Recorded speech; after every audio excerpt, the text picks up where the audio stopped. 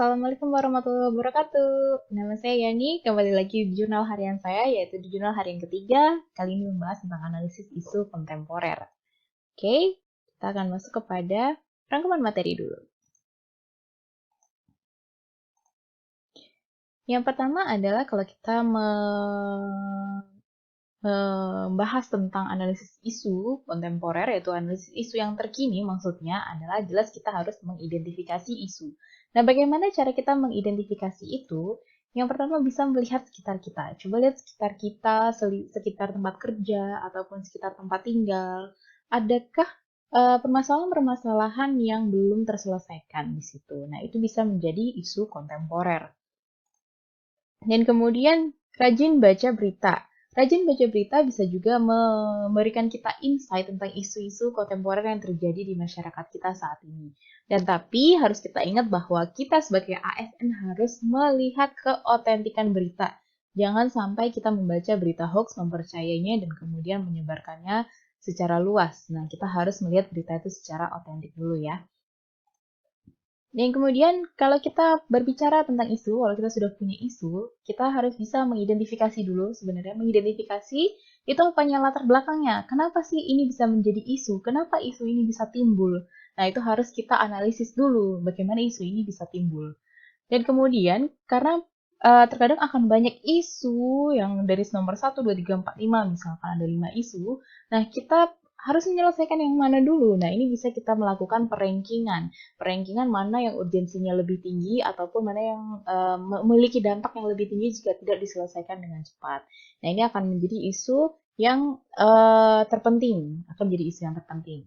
Dan kemudian berikutnya adalah kita selalu mencari solusi dari isu yang kita mati tersebut, isu yang kita jadikan bahan pengamatan. Jangan sampai tidak ada solusi ataupun jangan sampai isu itu tidak bisa terselesaikan. Seperti itu. Oke, selanjutnya adalah kita akan membahas apa sih isu kontemporer di Indonesia. Isu kontemporer di Indonesia ini sekarang kita tidak akan jauh-jauh dari namanya narkoba. Narkoba ini banyak sekali ya kasus-kasus baru, kasus-kasus artis sebagai public figure, mereka juga banyak yang terjerat kepada narkoba. Dan ini juga berkaitan dengan jurnal-jurnal saya yang sebelumnya ya, narkoba mungkin bisa jadi karena mereka depresi, penggunaan obat narkoba tapi secara berlebihan dan tidak ada preskripsi dokternya. Nah, itu menjadi isu kontemporer di Indonesia. Yang berikutnya adalah revolusi industri 4.0, 4.0. Wah, ini isu ya. Karena apa? Karena revolusi industri ini nanti akan ada kaitannya dengan pekerjaan kita. Nah, ini akan saya bahas pada feedback dan discussion. Dan kemudian yang terakhir, kita pasti membahas radikalisme.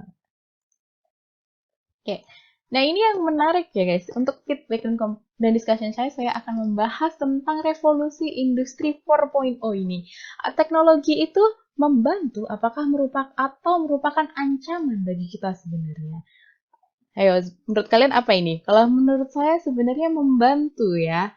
Ada beberapa pekerjaan yang tidak bisa digantikan oleh teknologi, tapi memang teknologi ini dia bisa menggantikan pekerja seperti kita ini. Nah, oleh karena itu, pekerja seperti kita ini kita harus memperbarui terus bagaimana cara kita problem solving, critical thinking itu kita atau kepemimpinan juga itu harus kita dalami dengan baik karena itu tidak akan bisa tergantikan oleh mesin.